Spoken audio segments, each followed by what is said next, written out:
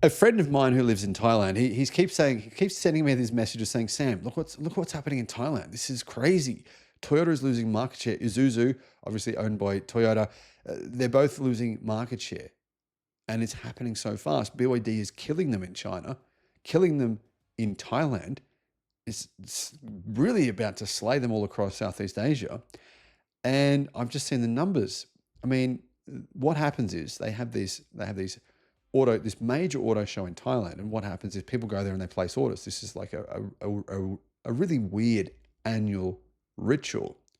We're talking thousands and thousands and tens of thousands of orders. But at this show, Chinese brands are getting more orders, far more orders, particularly BYD easily got more orders than Toyota, than Japanese brands. So what happened in the past is Southeast Asia was a car market that was just owned by Japan. I mean, basically, you go to Southeast Asia, what are you going to see? What cars are you going to see? They're all Japanese, right? Go there even now. That's the case right now. But the car factories in Thailand, many of them have been deserted. They're being replaced with Chinese brands and Chinese electric cars. And people in Thailand are like, wow, these cars are great. They're buying them en masse.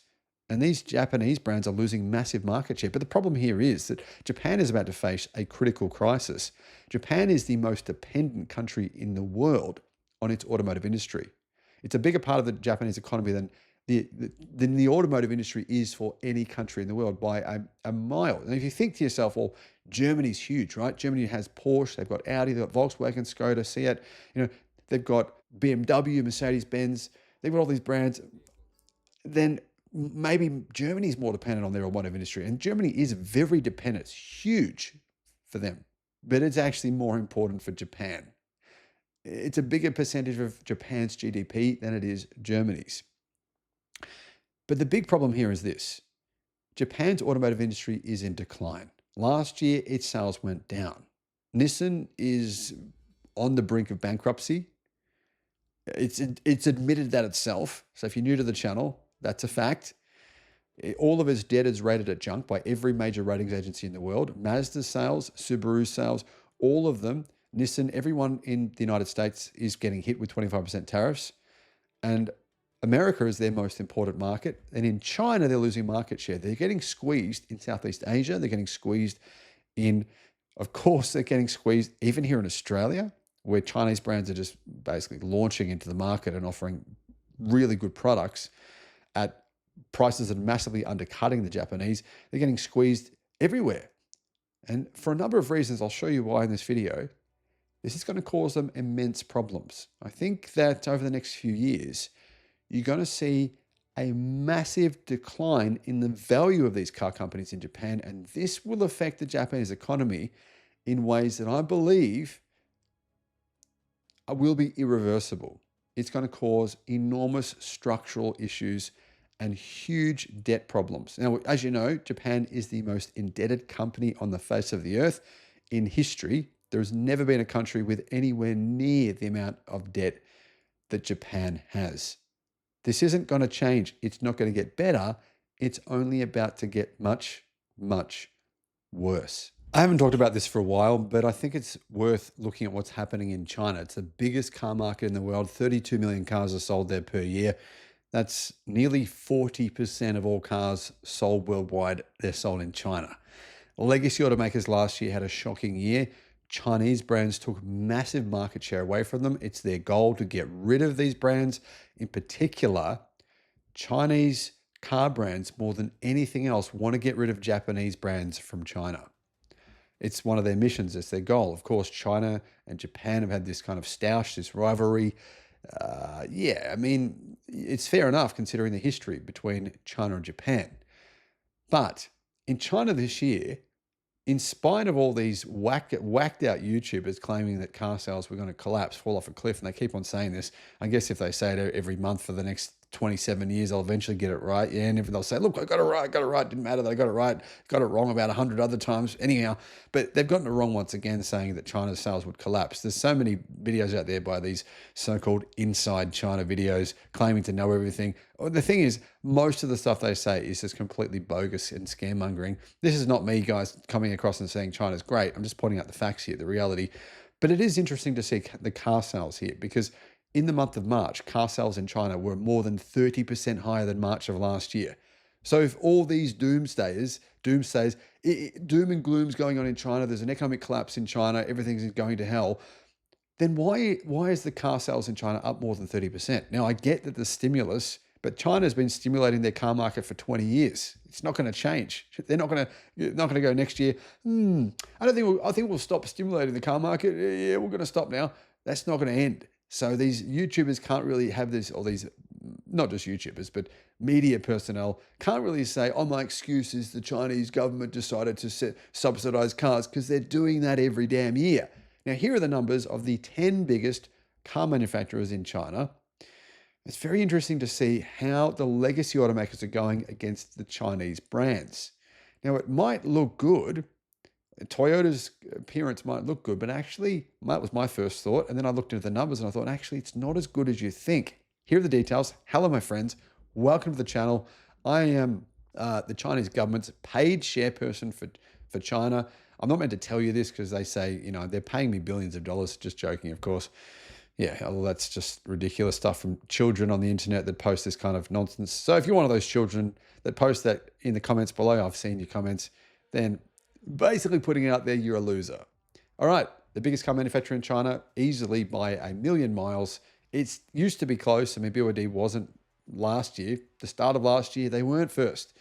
They certainly are now. They're miles ahead of second placed Geely. 290,000 cars sold by BYD gives them 15% market share in China. BYD sales up 11.5%. Geely, though, are growing much, much faster than BYD. I mean, what? Yeah, they are much faster. And this is actually not just the case this year. It's also the case last year. Look, Geely sales up 70.5%. Holy freaking smokes. Market share 10.1%. Geely could, very high probability, I've been predicting BYD would be the biggest car seller in the world by 2030. Geely might end up becoming second. It's very possible considering their current trajectory. FAW Volkswagen. So it's a joint venture between the Chinese company FAW and with Volkswagen. That means that if that company makes profits, Volkswagen gets 50% of those profits. If they make a loss, Volkswagen gets 50%. See the point? They have market share of 6.7% and their sales went down 7.8%.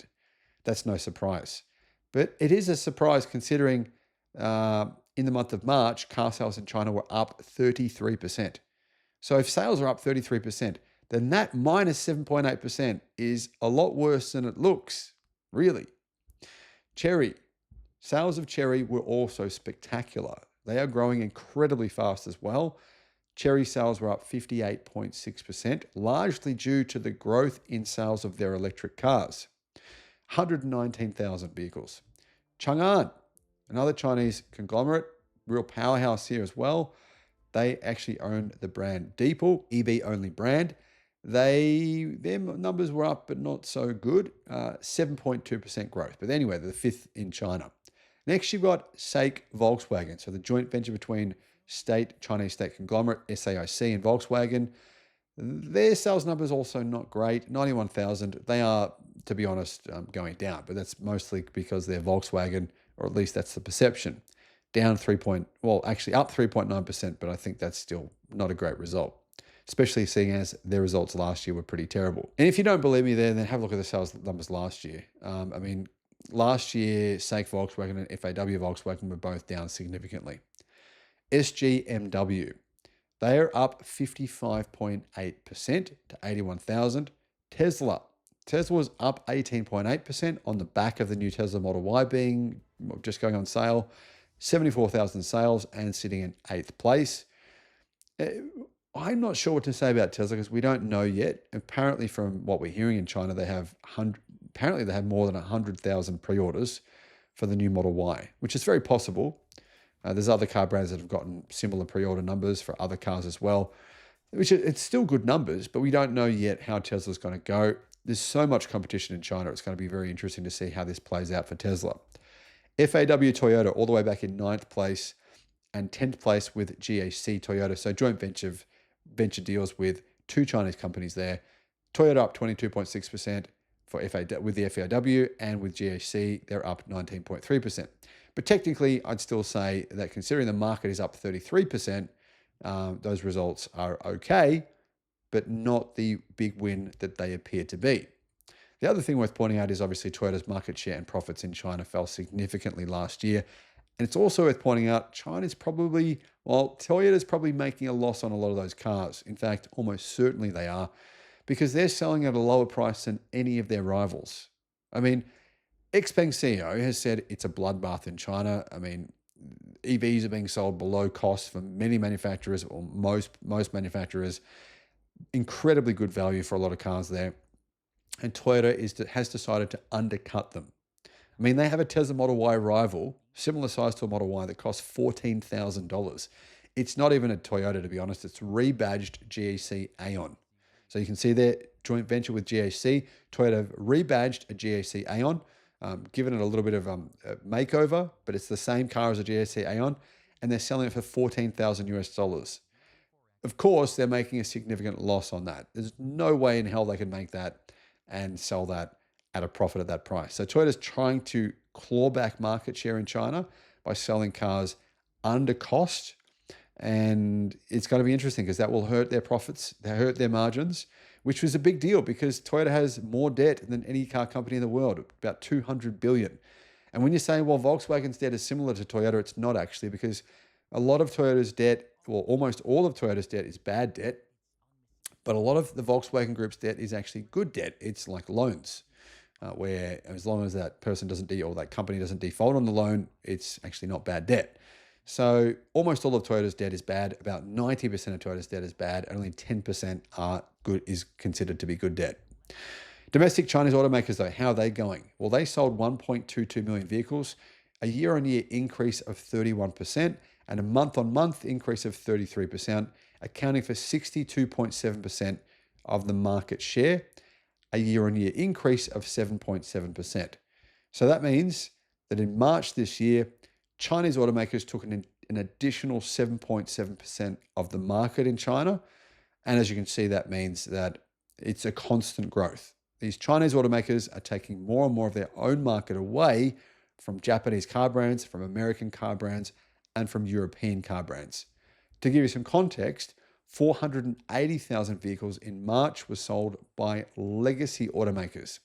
Now, it's not technically true, is it? Because those legacy automakers are pretty much 95% of them are joint ventures, 50% owned by a Chinese brand. But anyhow, that does mean, though, that their sales, legacy automaker sales, went down. Their market share went down by 4%. But the biggest problem here is this. Japanese car brands saw the biggest decline. The market share of Japanese brands in China, Nissan and Mazda, they are really struggling. Honda, their market share went down by 12.2%. That's actually massive. That means basically Japanese automakers had a terrible year last year, and it's not changing this year. It's simply getting worse, which is huge because if you combine this with the fact that Trump's tariffs will affect Japanese brands the most, more than Germany, because they sell more cars. Yes, Japanese car brands sell more cars not made in America than Germany does or than Europe does.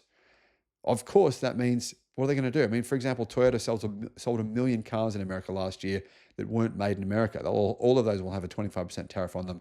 That's terrible for Toyota. The same applies to obviously Mazda, Subaru, Honda, Mitsubishi, Nissan as well.